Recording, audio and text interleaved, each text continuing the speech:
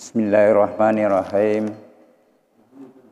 Assalamualaikum warahmatullahi wabarakatuh.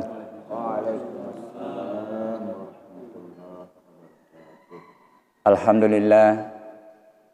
Alhamdulillahilladzi khalaqas samawati wal arda ma bainahuma. Allazi khalaqal insana min sulalatin min tin. Asyhadu an la ilaha illallah wahdahu la syarika la wa asyhadu anna Muhammadan abduhu wa rasuluhu la nabiyya ba'dah. Qala Allah Ta'ala fil kitabil karim. A'udzu billahi minasyaitonir rajim. Bismillahirrahmanirrahim. Ya ayyuhallazina amanu ittaqullaha haqqa tuqatih wa la tamutunna illa wa antum muslimun. Wa qala aidan ya ayyuhan nasu taqu rabbakumul ladzi khalaqakum min nafsin wahidah wa khalaqa minha zawjaha wa ba'tsa minha rijalan katsira wa nisaa'an wattaqullahal ladzi tasaaluna bihi wal arham innallaha kana 'alaikum raqiba. Shadaqallahul azim. Hadirin sidang jamaah subuh yang insya Allah dimuliakan Allah, puji dan syukur senantiasa kita panjatkan kehadirat Allah, Tuhan yang menciptakan langit dan bumi serta seluruh yang ada di dalamnya, yang menciptakan diri kita sebagai makhluk yang diberikan tugas sebagai hamba Abdillah dan dihadirkan di permukaan bumi sebagai khalifah. Inni ja'ilun fil ardi khalifah. Tuhan yang menggenggam jiwa manusia pada saat mati dan tidurnya, melepaskan sebagian jiwa yang masih dikehendaki sampai batas waktu yang tidak ada yang tahu kapan berakhir, bagaimana caranya dan di mana. Kalau sudah sampai waktunya, tidak ada yang bisa mengundurkan, tidak ada yang bisa memajukan. La yastakhiruna sa'atan wa la yastaqdimuna. Salawat dan taslim kita haturkan kepada Nabiullah Muhammad sallallahu alaihi wasallam, Nabi yang seluruh umat Islam sudah pernah bersyahadat sebagai tanda legitimasi keislaman. Tetapi rupanya syahadat tidak cukup hanya dalam ucapan, tetapi bagaimana kita memaknai syahadat kita untuk berkomitmen menjadikan Rasulullah sebagai suri teladan, sebagai contoh dalam melakoni dua peran tadi, sebagai hamba yang berimplikasi kepada amalan-amalan ritual, betapa dianjurkannya salat jamaah, betapa dianjurkannya salat awal waktu. Semuanya itu adalah informasi-informasi yang disampaikan, yang dicontohkan oleh Rasulullah untuk bagaimana kita berkomitmen untuk mengoptimalkan mengikuti Rasulullah maupun di dalam melakoni peran kekhilafan dalam berbagai profesi. Saya selalu mengatakan bahwa tidak ada profesi yang tidak membutuhkan nilai-nilai kejujuran dan tanggung jawab. Mulai dari sebagai ibu rumah tangga, bapak rumah tangga, sampai presiden, ini sebenarnya kata kuncinya. Inilah yang membawa Rasulullah menjadi pemimpin dunia, pemimpin abadi, pemimpin yang ditempatkan sebagai pemimpin nomor satu, ya, sepanjang peradaban ini, dan saya kira sepanjang langit dan bumi nanti masih ada.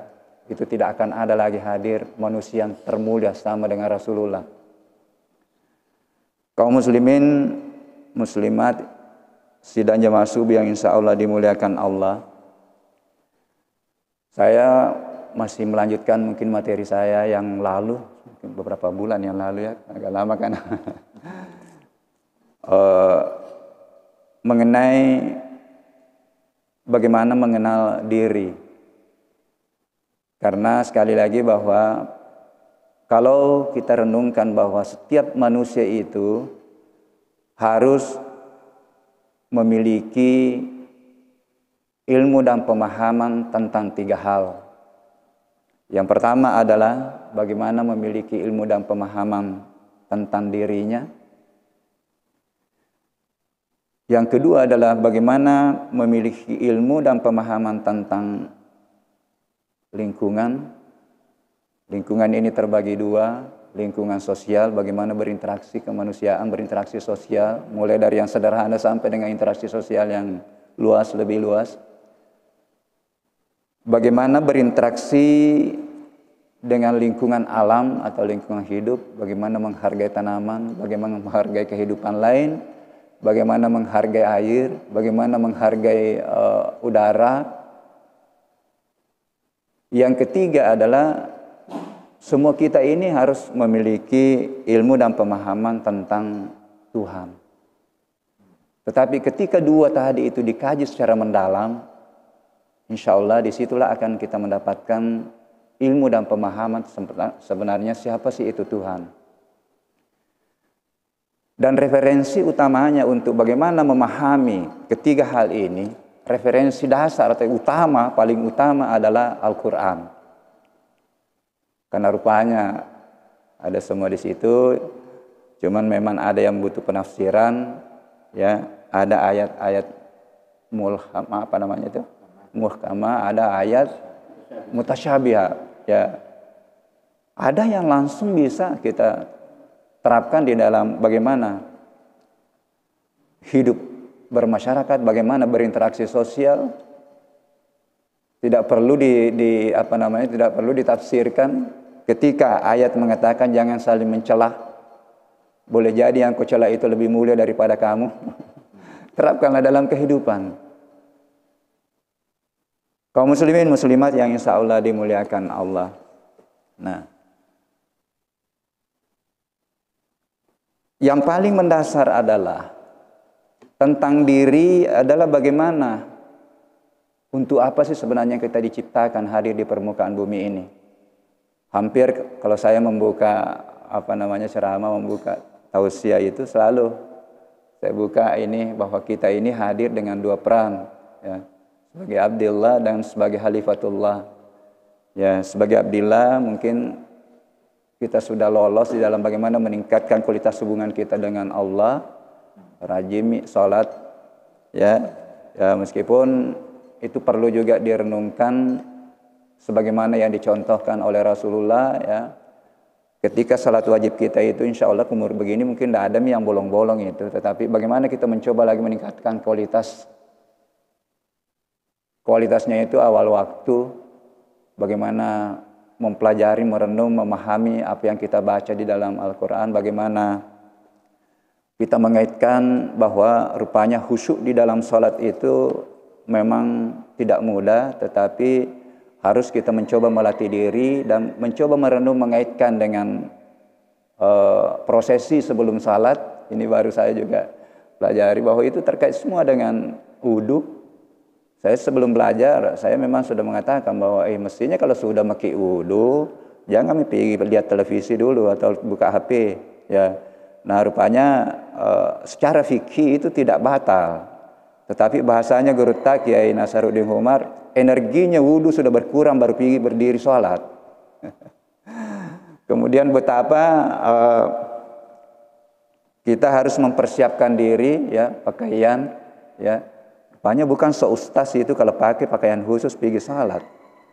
Ya, ya Bani Adam khususi natatkum inda kulli masjid.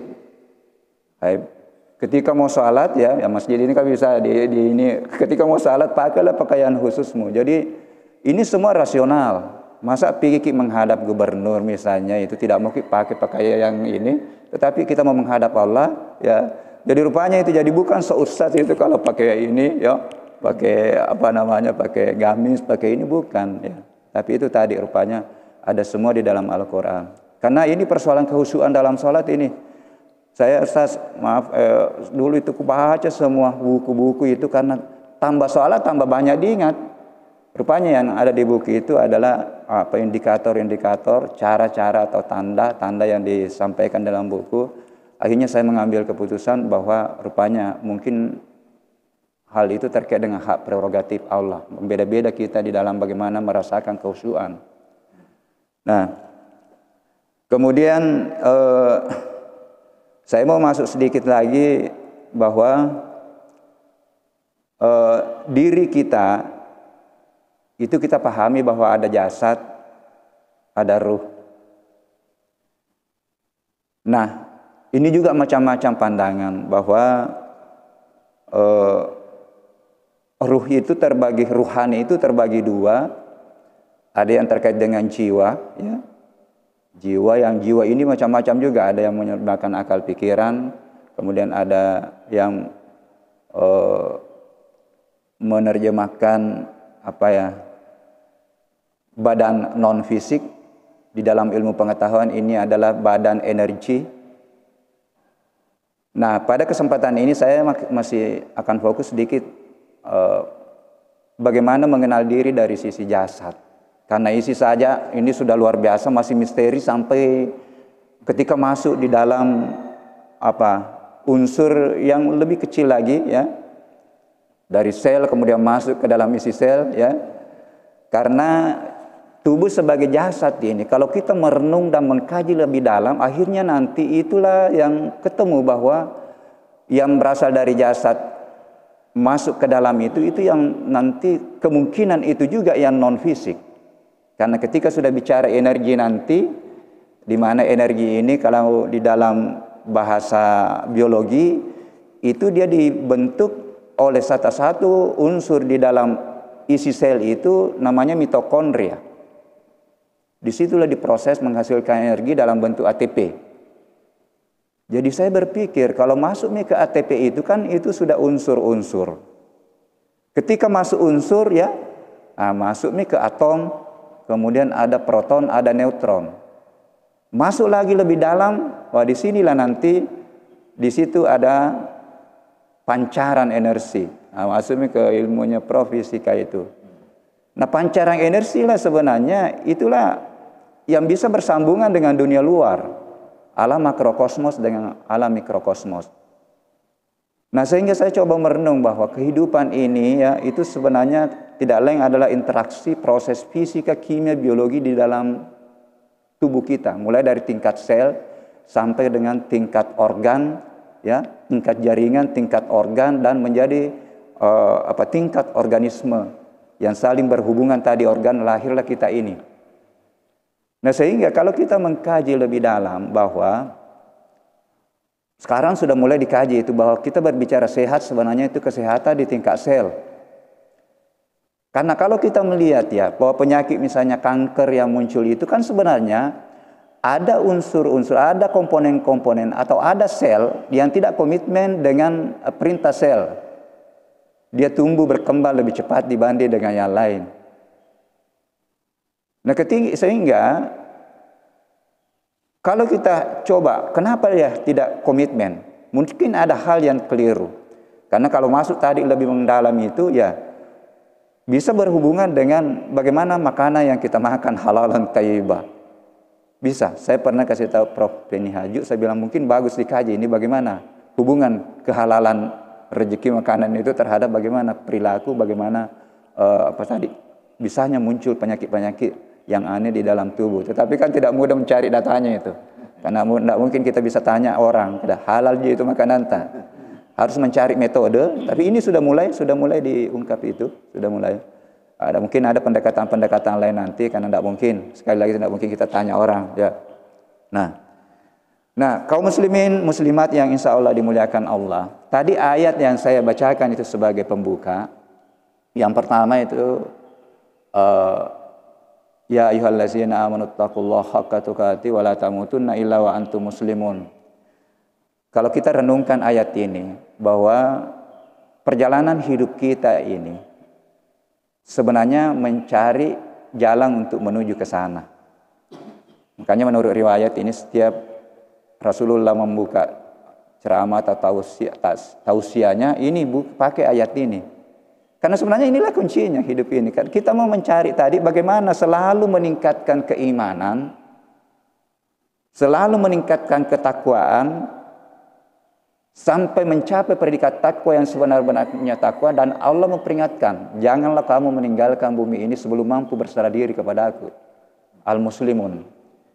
Karena Al-Muslimun inilah sebenarnya yang memiliki nanti predikat jiwa yang tertinggi di dalam Al-Quran itu adalah jiwa Al-Mutmainnah. Jiwa yang dipanggil, jiwa yang diakui sebagai hamba dan dipanggil masuk ke dalam golongan-golongan hamba yang masuk surga. Ya ayatuhan nafsul mutmainnah, irji'i ila rabbiki radiyatan mardiyah, fadkhuli fi ibadi wadkhuli jannati. Ini semua sebenarnya yang dicari. Jadi visi hidup kita sebenarnya adalah ketakwaan yang harus selalu ditingkatkan terus. Visi hidup adalah ketakwaan, karena kalau tidak salah ini ada 115 ayat, berapa banyak ayat itu yang sudah menggambarkan kalau kita sudah mencapai itu, insya Allah itulah jaminan surga. Wa basyiril ladzina amanu anna lahum jannatin tajri min tahtihal anhar.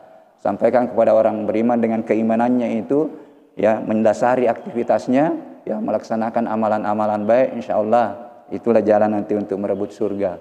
Banyak ayat-ayat ini. Jadi saya mencoba, wah, rupanya inilah visi hidup sebenarnya. Nah, tentunya untuk menuju ke sana, ya, pemahaman siapa yang kita sembah, siapa diri kita, supaya kita tahu diri. Iya. Nah, dan kenapa saya katakan tadi referensi utamanya ada Al-Quran? Karena ada semua di dalam Al-Quran.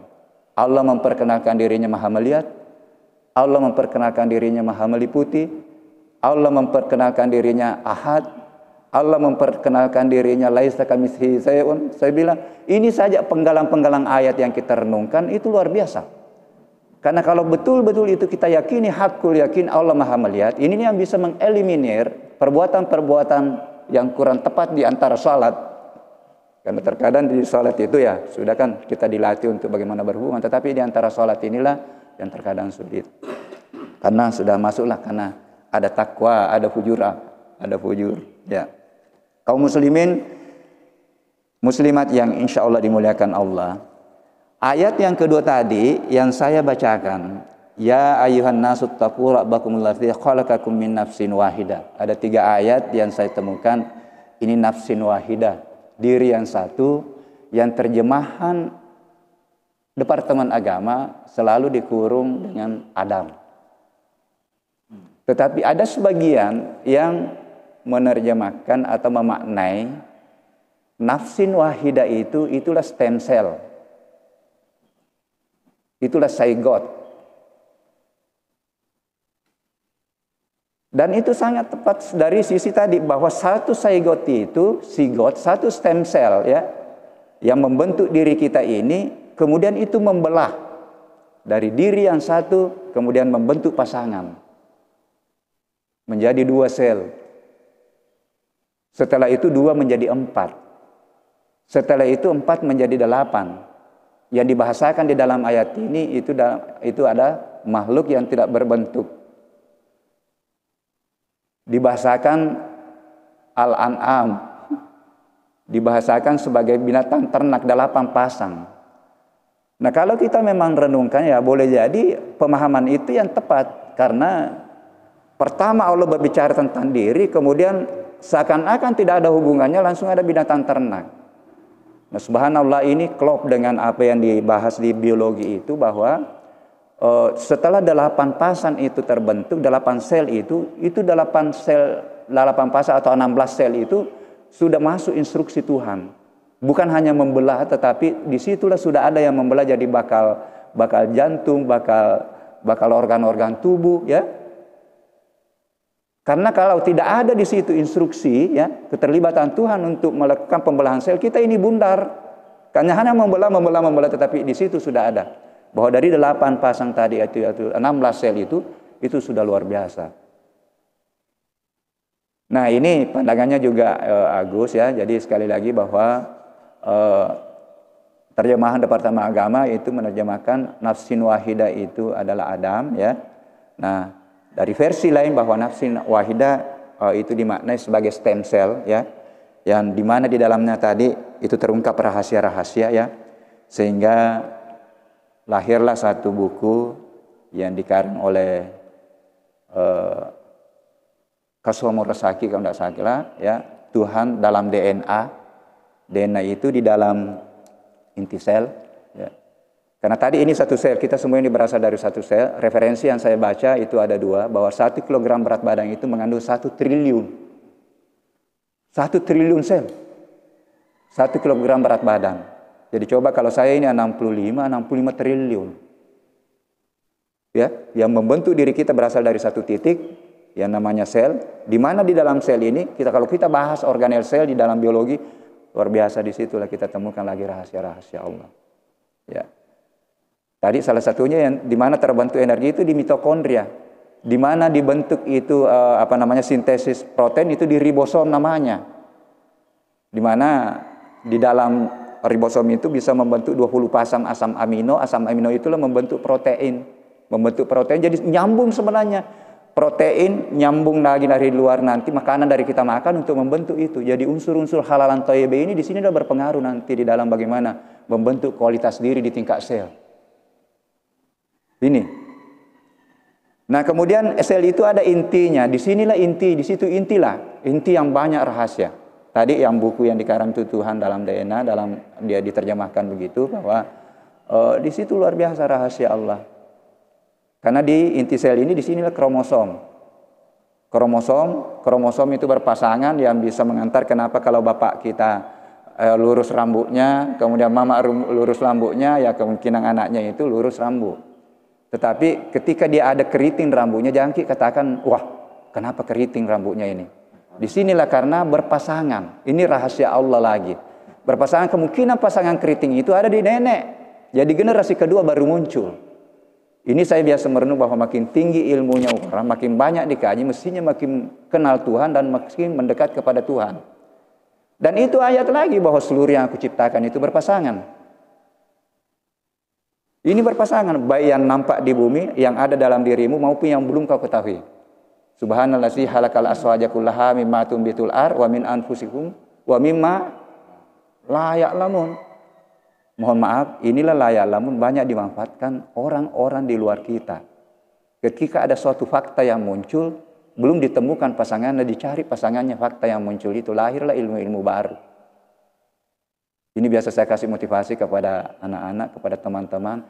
Jangan sampai Quran kita hanya muliakan, tetapi orang lain yang mengambil ya rahasia-rahasia di Quran itu. Ini luar biasa. Orang Eropa menurut informasi itu, bacaan terpopuler sekarang di Eropa itu adalah terjemahan Quran. Sinilah banyak ilmu-ilmu ya. Keajaiban rasa syukur itu dan bukunya The Secret itu kan sebenarnya dasarnya dalam Al-Quran. Perintah untuk bersyukur, barang siapa yang bersyukur ya. Lain sakartum itu kan. Berarti orang lain baca itu ayat akhirnya. Itu luar biasa kalau bukunya The Secret dibaca. Mulai dari bangun itu, melangkah kaki pada saat bangun itu sudah harus mengucapkan rasa syukur kepada Tuhan. Ini orang lain yang mempopulerkan buku itu. Bagaimana pola makan Rasul dibukukan oleh Hiroshima Shinya? Pola makannya Rasul yang dibukukan, lahirlah keajaiban enzim itu, mujizat enzim, kemudian dijelaskan di situ bagaimana pola makan, bahkan direkomendasikan untuk sehat berpuasalah, tetapi natambaiki berpuasa Shinya. Nah, tambahin namanya di situ. Padahal kalau kita luar biasa ini. Ini motivasi juga ya. Nah, kaum muslimin muslimat yang insya Allah dimuliakan Allah. Jadi memang kalau kita membaca sejarah, ada dua jalan pendekatan untuk lebih mengenal Tuhan. Tadi saya katakan bahwa kalau kita lebih mengenal diri, insya Allah kita akan menemukan betapa kebesaran Tuhan di dalam diri. Wa fil ardi ayatun lil mukinin wa fi anfusikum afala tubsirun. Bahwa di luar dirimu itu sebenarnya bertebaran ayat-ayatku yang bisa kau pelajari untuk menemukan aku. Di dalam dirimu juga, kenapa kamu tidak pikirkan? Ini tadi bagaimana ini saya sampaikan, berpikir di tingkat sel. Belum masuk nanti berpikir di tingkat jaringan, di tingkat organ. Kenapa jantung tidak pernah berhenti berdetak? Ini sudah dikaji juga secara ilmiah. Rupanya sumber baterainya itu adalah cahaya, ada cahaya di situ, dan cahaya itu belum ditemukan dari mana sebenarnya cahaya itu. Kalau belum ditemukan ya kembali itulah dia, itulah kebesaran.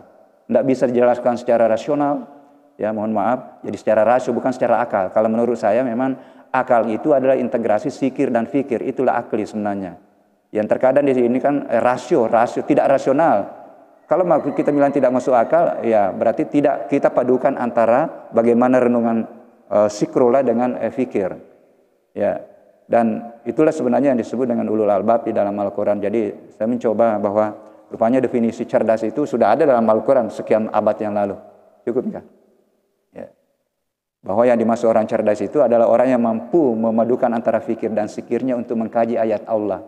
Dan akhirnya sadar bahwa tidak ada yang diciptakan sia-sia. Ma halaqtaha sabatila subhanaka faqina azabannar. Jadi ini yang bisa mendasari supaya ilmuwan itu tidak sombong. Ayat ini mestinya dipegang ya. Tambah dikaji, ayat yang tercipta, ayat ini tambah kita temukanlah kebesaran dan mestinya tambah kita mendekat, tambah kita sadari diri betapa lemahnya, betapa kecilnya ilmu yang kita miliki. Apalagi kalau masuk ke perut tadi.